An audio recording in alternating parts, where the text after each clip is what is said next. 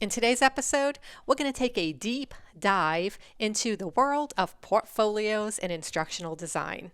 We have Dr. Greg Williams of UMBC's Learning and Performance Technology program here with us today. So stick with us, we are coming right up. You have instructional design questions.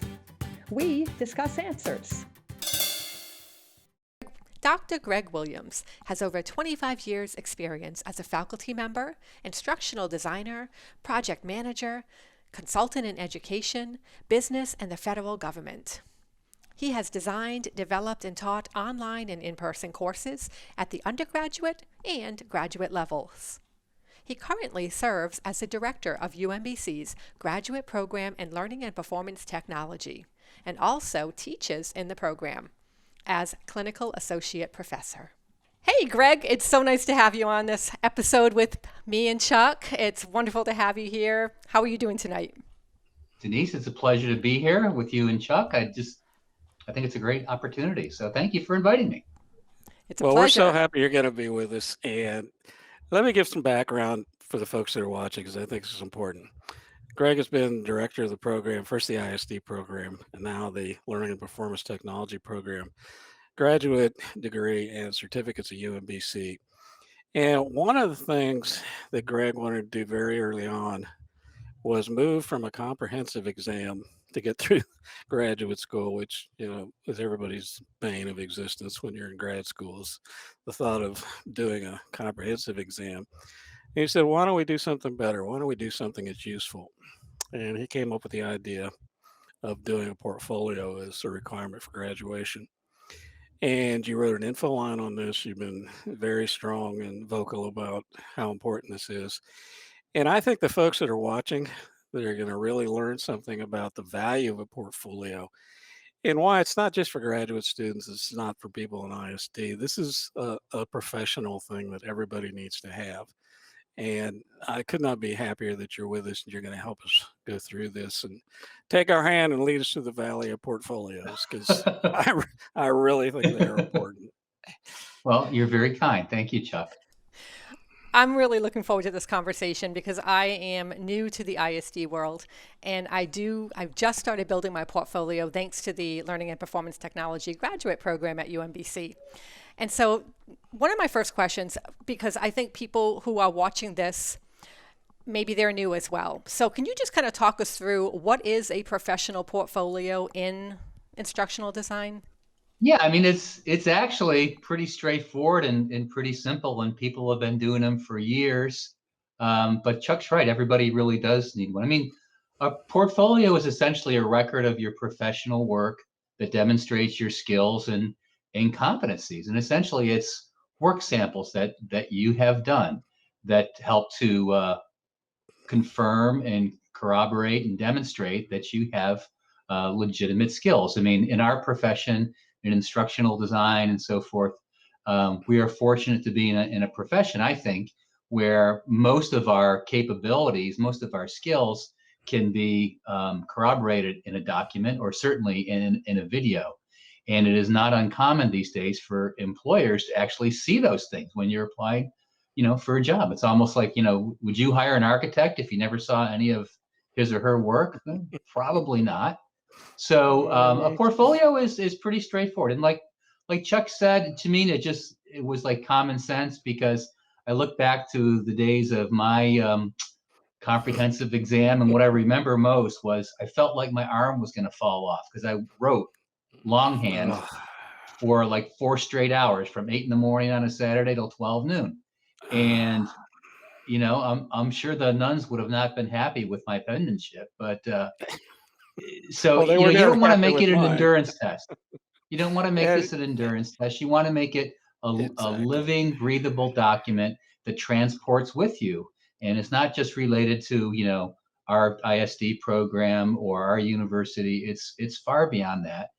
It works, it gets people jobs, and it gets them noticed. I think it's a win-win all around. When we first introduced the idea, I didn't have a single person, and that's pretty hard these days, didn't have a single person that said, that's a dumb idea, don't do it.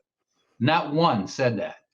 And I don't think you could find somebody that says I could anything like certainly think that of none today. of my ideas that were greeted with that level of support. Um, it's probably 50-50 on, let's find a boat and float him out.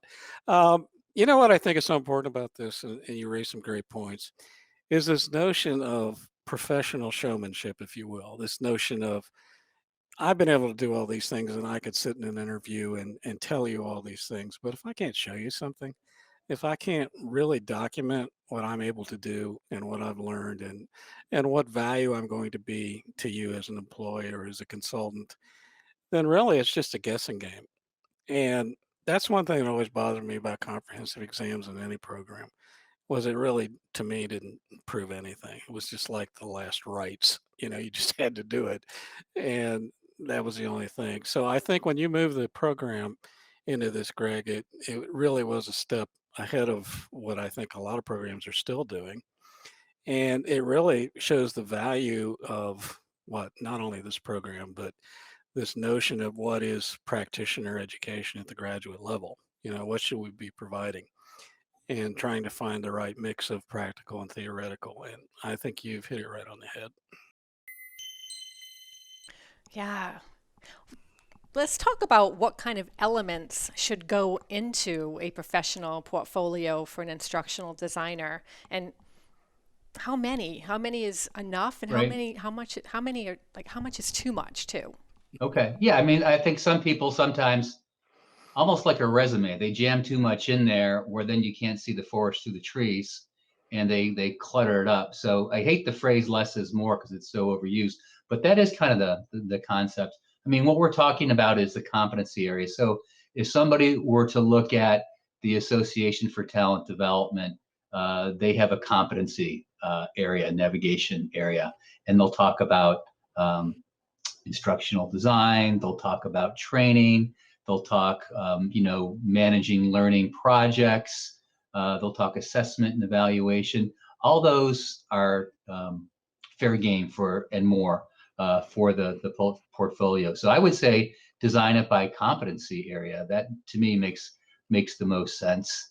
Again, I'm in favor of having fewer things. So I would say at least have 8 things, but maybe not more than about a dozen or so. Because what you want to do in some cases is, especially if you're a small business or an independent consultant, you almost want to tease them with, here's what I know, but I'm not showing you everything. I'm just showing you a portion of what I know. And I think that's important because a lot of people find themselves in jobs where they might be in a one-person shop and they have to do a little bit of everything from technical writing to instructional design to internal consulting to using Articulate to using Captivate to creating job aids. They're doing everything. So that is, I think that can be a challenge, but I think in terms of the portfolio, a variety makes sense. You don't want to see, we've had some students, not many, that they were really whizzes in instructional technology, and they wanted their whole portfolio to be, a dozen Captivate modules. And I'm like, well, that's great that you can do that, but let's show some diversity here in terms of what you know instead of being the one trick pony. And I think Chuck makes a great point about the interview process and hiring. Unfortunately, we're kind of stuck with the interview process in general as a society. And oftentimes, I think people get the job that interview best. They're not necessarily the best candidate. But as Chuck mentioned, they can look at your portfolio. The hiring employer can look at your portfolio, and that should speak for itself. So you can't, tell, a story, a lie about what you can do if they say, well, show it to us then. Let's see that. I heard you talk about it. Show us. So I think that makes a real big difference, and it gets back to your competencies and your skills, because some people are not good at talking about themselves, and that's a problem. But your work can speak for itself, hopefully.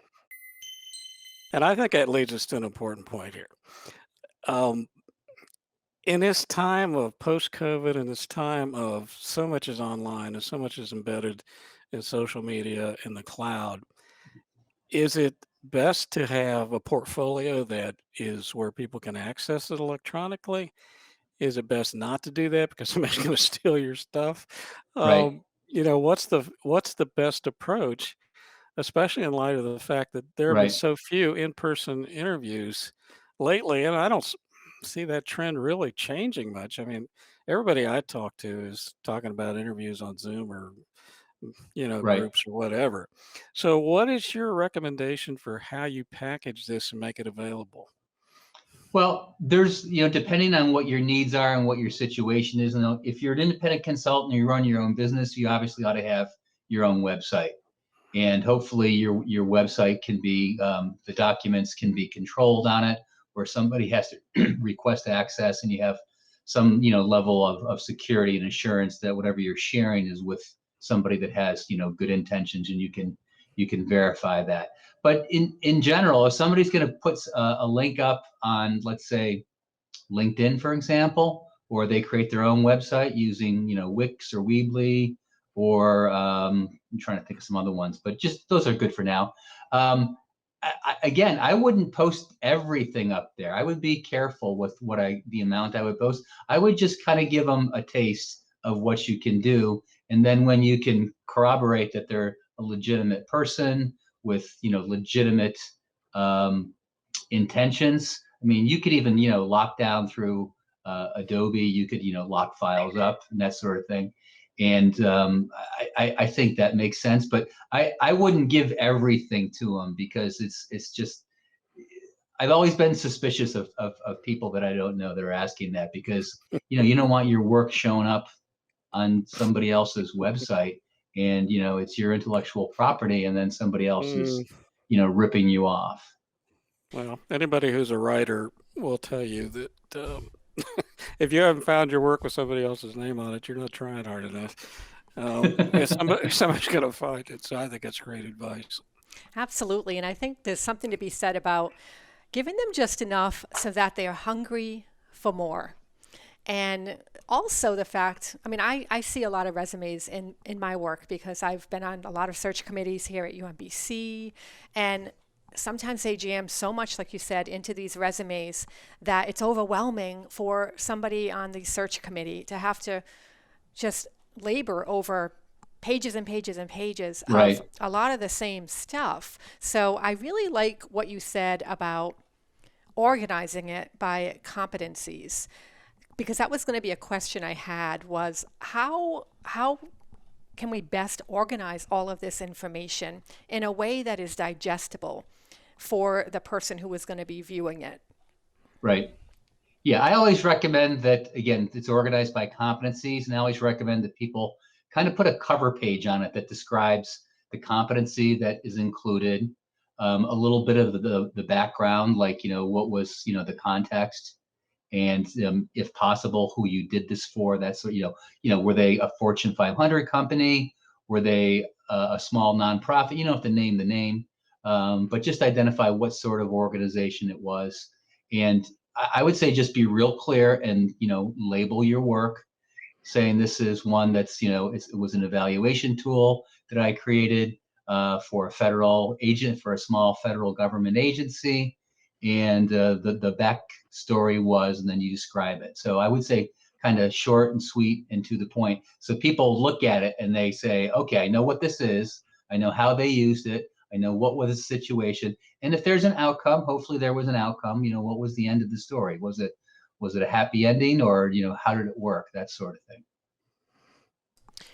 Another question I have is, coming from me, somebody who's new in the industry, who doesn't have necessarily professional ISD experience just yet. I do have Hmm. graduate work experience, but how can someone like myself, who doesn't have that work experience yet, build a portfolio? Do you have any tips for Okay. someone like myself? Sure. I mean, What would if she if do you're for in a that? program like you are at UMBC, you can use your um, most of your projects for your classes as samples. I'm pretty sure Chuck still has a requirement for his folks to do a design plan, to do like an instructor's guide and a lesson plan. I mean, those are great potential portfolio items, I think. The other thing is, and this kind of relates to it, it might be some extra work, but it could be worth it. Occasionally, we have people that'll say, I've worked for this financial services organization for 15, 20 years. And if I do another training course on financial services, I'm going to just jump off a building and scream because I just want to do something else. What I have found, and I'm sure Chuck can corroborate this, is that when you approach another organization, an outside organization, you say, hey, I'm an instructional designer. I'm going through my master's at UMBC.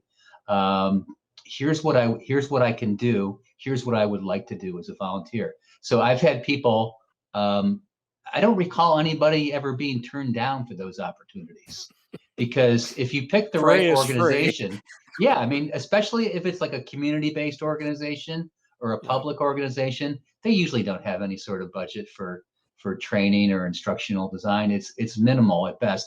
Or if it's a community-based organization, where we had a student once who worked at National Security Agency, and of course they couldn't talk or do anything about where they worked. So basically they did an orientation program for volunteers at a pet shelter. And it was very much needed. The pet shelter had zero budget.